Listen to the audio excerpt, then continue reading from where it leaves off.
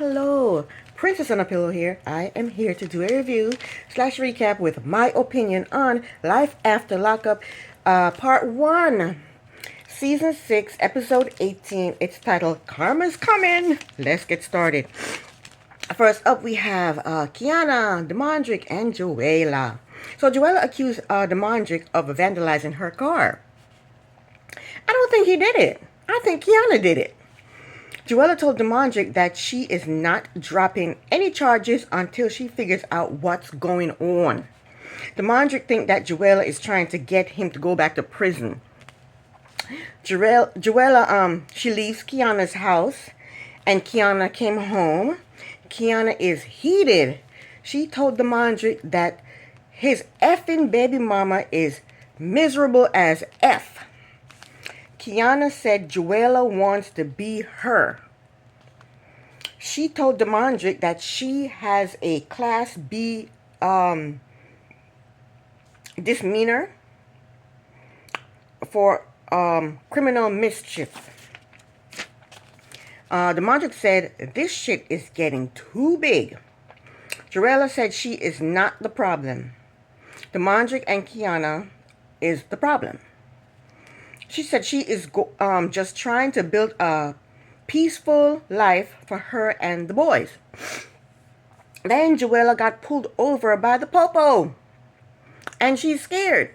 And it is scary when you get pulled over. You damn lights are behind you and wondering, what the hell did I do wrong? She said, I don't have time to go to jail. Well, Joella, who has time to go to jail? Nobody has time to go to jail. The cop told her that she has warrants and asked her if she's paying on them. They didn't show us telling her why he pulled her over. But maybe he did tell her why, but they just didn't show it. Joella said she thought she paid it because when she went to court, he said he dropped it. We don't know who is. We don't know who is he. She said when she went to court, he said he dropped it. But that doesn't make sense to me. She said let me see what she said. She said she thought she paid it, and when she went to court, he said he dropped it. It's either one or the other. Either you paid it or he dropped it. Which one is it? It doesn't make sense to me what she's saying. Anyway, the cop gave her 2 citations, and she has 30 days to contact the judge. So all 3 of them are criminals. Joella is a criminal, Kiana is an alleged criminal, and Demondrick is a criminal. The next day, Joella did a diary cam, and she told us the charges that the cop was talking about is from when her driver's license got suspended. She's still not telling us the story, what happened. But hey. Next, an investigator comes to talk with Joella about the charges she filed against Kiana. I'm pretty sure she's going to drop the charges. I'm pretty sure she is. But I wouldn't. Hell no. In the meantime, Kiana and Demondrick, they're on a date. They're doing paddle boats. Kiana told him that the investigator is going to talk to Joella. That an investigator is going to go talk to Joella. Demondrick is scared to tell Kiana that Joella was at her house. So Kiana started to cry because she's thinking about how these charges will affect her life. Back to Joella. Joella is not happy that Kiana sent an investigator to her house. The investigator told Joella that Kiana said she didn't do it. He said, why would she do it? Joella said, over a man. Then he asked Joella if she is going to get back with Demondrick. The investigator asked Joella if she's going to get back with Demondrick. Joella was like, why are you asking me this? And yeah, why are you asking her that, sir? Then he asked her if she's willing to take a polygraph. I guess that would clear her name, saying that she didn't vandalize her own car. Joella said, who is going to fail, me or her? But I would have said, hell yeah, I'll take a polygraph. I didn't vandalize my own car. I would say, I'll take one and she needs to take one as well. The investigator told her that Kiana hasn't had any trouble with the law in the past. What I mean, there's a first time for everything. How much is Kiana paying this guy? He is going all out for her. He asked her if she's been in any trouble. The investigator asked Juela if she's been in any trouble. And I'm pretty sure he knows that she's been in trouble. He pulled up her files and everything before he came over to talk to her. She told him, yes, she's been in trouble. She told him that doesn't matter. And just because Kiana hasn't been in trouble doesn't mean she doesn't cause trouble. The investigator gave her an affidavit of non-prosecution to sign to make the case go away. Joella told him she will sign it, but she needs to meet with Kiana, and her cosmetic and the other stuff that was destroyed needs to be paid for. The investigator told her that he can coordinate a meeting, but he can't guarantee anything. The producer asked Joella why do she want to meet up with Kiana. Joella said she needs an apology from Kiana. And I don't think Kiana is going to apologize, because if Kiana apologized, then she's admitting to vandalizing the car. So she's not going to apologize. She's not going to apologize. Next up, we have Alex, Brooke, and JK. They always put Brooke and JK, but Alex is in the mix too. So it should be Alex, Brooke, and JK. So JK is on his way to go see Alex after his father told him that Alex is pregnant. On his way to Alex, Brooke is calling she's blowing up his phone, but he ignores the call, or he turns the phone off, or whatever. He didn't take the call. JK said he had sex with Alex months ago. But in the messy producer, they showed him entering Alex's house 8 weeks ago, and he removed his microphone. And I think they should be docked pay when they remove their microphone, because they signed up on this show of their own free will, and they're getting paid. So, they're getting paid to film. So if you want to turn off your microphone, then you shouldn't be paid. What the hell do you think? JK said he cheated on Brooke because he was unhappy. I don't think he cheated on Brooke because he was unhappy. He can't blame Brooke for his unhappiness. JK has always been unhappy. Growing up, he was unhappy. He was crying, saying how his father was working and wasn't spending time with him. He was unhappy then. He was unhappy. I'm pretty sure he was unhappy when he was in prison. He was unhappy then. When he got out of prison, he's unhappy, sitting around his mother's house, drinking, smoking, and eating and getting fat and being in a drugged out daze. He's always unhappy. Don't blame Brooke because you're unhappy. You were unhappy before Brooke. You was unhappy with Brooke, and you're going to be unhappy after Brooke. You're always unhappy, JK. I mean, Brooke is a piece of work, but don't blame her because you put Alex's legs up in the air. He said he has a better connection with Alex. But JK is a hypocrite. He dumped Alex because she cheated on him, right? And now he's cheating on his girlfriend with Alex. He's a hypocrite. Get out of here, JK.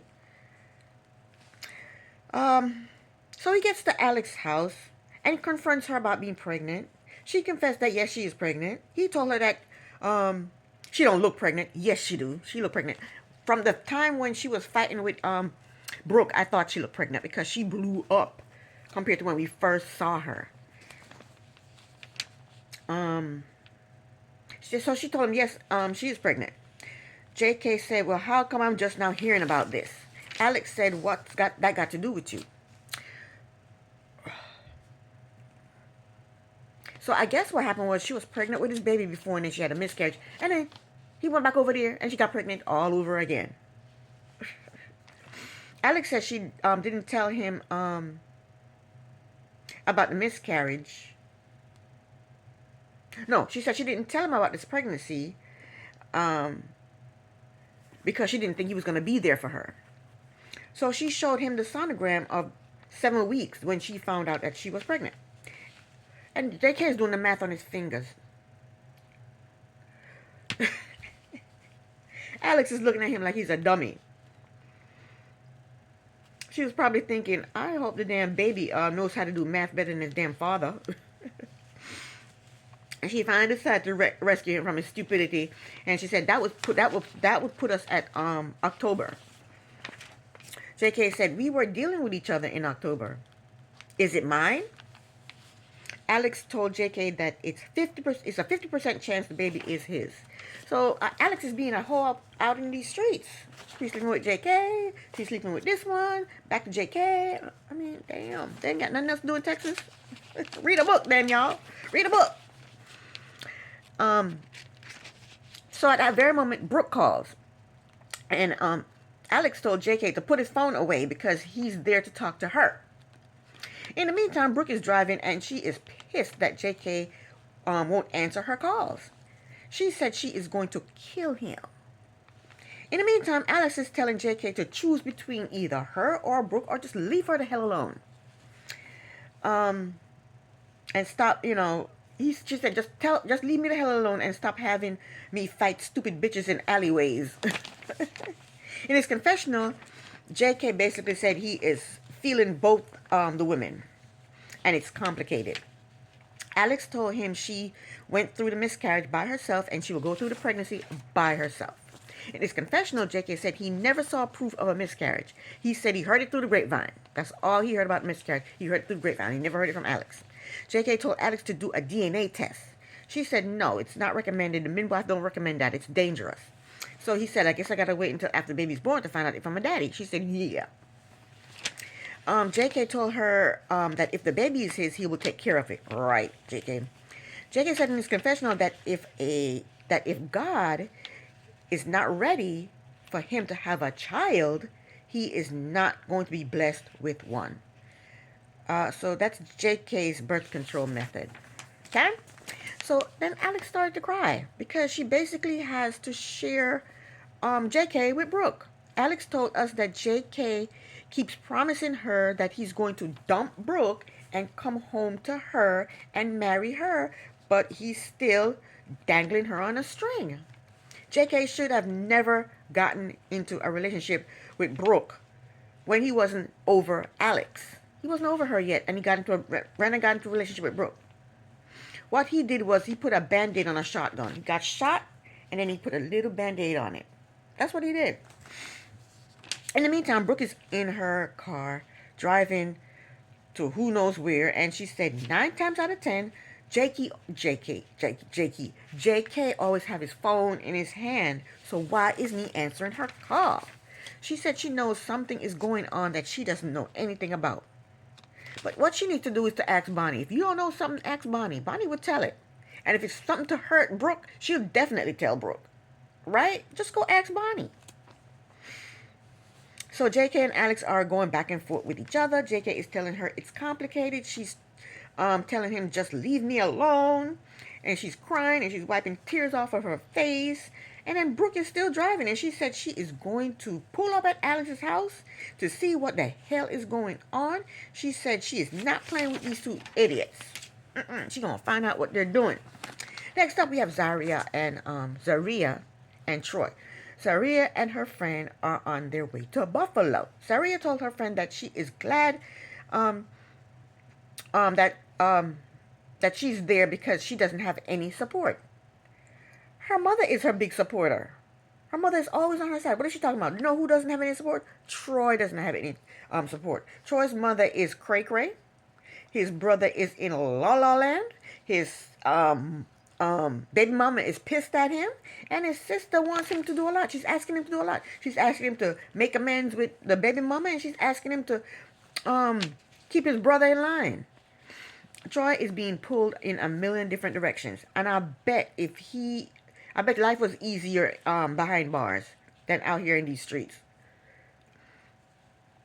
Zaria was begging Troy to take her with him to Buffalo, and now he's calling her and asking her to come to Buffalo, and she's bitching that he expect me to drop everything and come to Buffalo. Drop everything? What were you doing? You weren't doing shit. You were standing around in the kitchen talking shit about Troy to your friend. You weren't doing anything.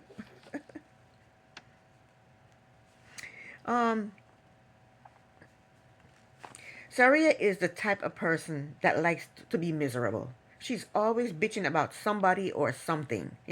She's exhausting. She's never happy. So next we see Troy hanging out with his daughter. When Troy is not smoking that stuff, he's calm, cool, and collected. But when he gets to smoking, he's yelling for no reason. He's cussing. He's talking mad shit. He's slamming hands down on tables and just being belligerent. Anyway, he's talking to his daughter about his father. And that poor baby don't know what the hell he's talking about, because I don't know what the hell he's talking about either. Troy's too emotional. He needs counseling. Did he cry like this when he was in prison? Oy. So people showed up for the memorial. Zaria arrived. She pulled Troy aside to speak with him.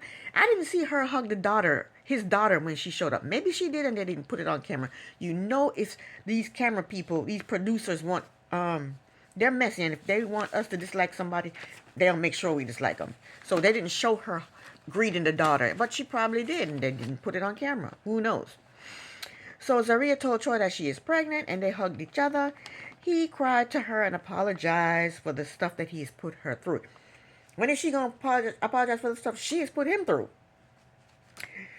So they had the memorial. Troy made a speech. He put his father's ashes all over his head. Why you do that? Then he put some of the ashes in the water. And I don't know what water that was. Let me ask. Alexa, what body of water is in Buffalo? Buffalo is located on the eastern end of Lake Erie, one of the Great Lakes. The city also sits along the upper Niagara River and has several smaller streams like Big Buffalo and Skajakwati creeks. Okay, that could have been any river, lake. We don't know what that was. But the memorial was very emotional. He was very emotional. Troy was very emotional, but Troy robbed himself of spending time with his father by committing crimes and going to jail. That was the end of part 1. Please come back for part 2. Thank you so very much for watching. Princess on a Pillow here. Bye.